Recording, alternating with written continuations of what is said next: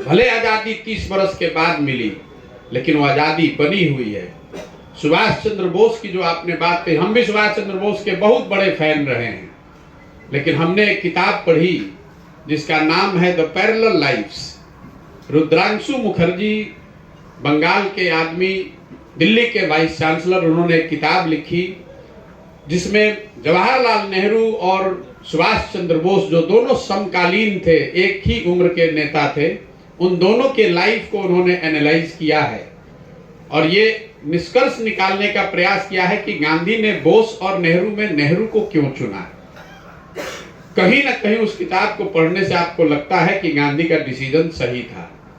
अगर आप जिस जर्मनी की आप बात कर रहे हैं, आप कैसे नाजी राज को जस्टिफाई कीजिएगा? अगर बोस की बात मान ली जाए और जब वो हिटलर के लेफ्टिनेंट जनरल लोगों से मिल रहे थे और उनकी मदद से आप भारत को आजाद करा लेते तो 47 के बजाय मान लीजिए 42 में मिल गया होता।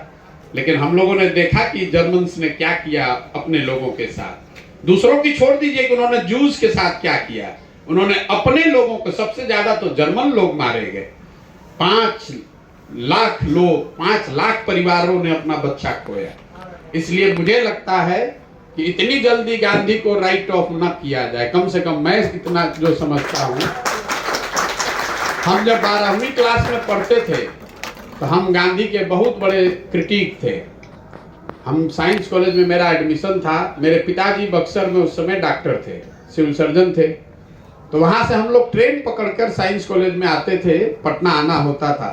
और आप ही के नेता जॉर्ज फर्नांडिस ने उस समय एक ट्रेन चलाया था जिसका नाम श्रमजीवी है, अभी भी चलती है वो गाड़ी।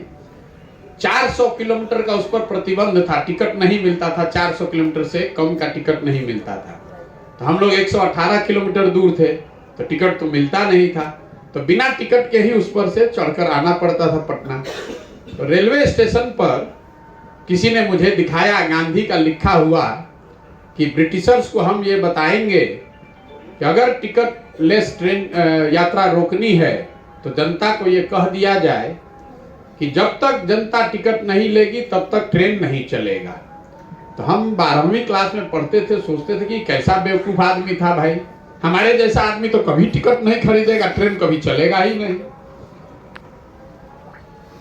उसके 15-20 वर्ष के बाद पहली बार मुझे जर्मनी जाने का जब अवसर मिला, वहां पर हम गए तो हमने देखा कि ट्रेन में, बस में लोग चढ़ते हैं, कोई टिकट चेक नहीं करता है, लोग जाता है, खुद से अपना कार्ड सटाता है और फिर बैठता है। तब मेरी आंख खुली कि महात्मा गांधी ने 100 वर्ष पहले जिस बात की बात कही थी वो यूरोप में आज हो रहा है। फिर हमने गांधी को पढ़ना शुरू किया और हमारी अपनी सोच ये है, हम गांधी को जानने का दावा नहीं करते हैं, लेकिन हमारी सोच है कि अगर गांधी की कोई बात आपको अप्रासंगिक दिख रही है तो इतनी ह्यूमिलिटी जरूर रखिए कि शायद आपको उस बात को समझने की क्षमता अभी आप में नहीं बनी। इसका मतलब ये नहीं कि गांधी के किसी बात का विरोध नहीं है, गांधी के कई बात का विरोध हो सकता है, लेकिन ये सिरे से कह देना कि गांधी की तो कोई प्रासंगिकता रही नहीं गई है। हम इसके साथ साथ बहुत डेटा वाले लोग हैं। हमने आज से 4 बरस पहले जब गांधी को पढ़ा तो हमारे मन में भी ये बात थी कि गांधी की प्रासंगिकता अब देश में रही कि नहीं रही। सामान्य आदमी, हम लोग बातचीत करते कहते गांधी को आजकल कौन पूछता है। हमने 25,000 कॉलेज में सर्वे कराया और वहां पर पूरे देश में गांधी आज भी कॉलेज के बच्चों में भी सबसे बड़े राजनीतिक सामाजिक नायक के तौर पर नंबर 1 में है। 2 राज्य में, बंगाल और पंजाब, वहां पर गांधी का स्थान दूसरा था। बंगाल में सुभाष चंद्र बोस पहले नंबर पर थे, गांधी दूसरे नंबर पर, और पंजाब में भगत सिंह नंबर 1 थे, गांधी दूसरे नंबर पर थे। पंजाब और बंगाल को छोड़कर कोई ऐसा राज्य नहीं है जहां लोगों ने आंख बंद करके गांधी को नंबर 1 लीडर नहीं बताया।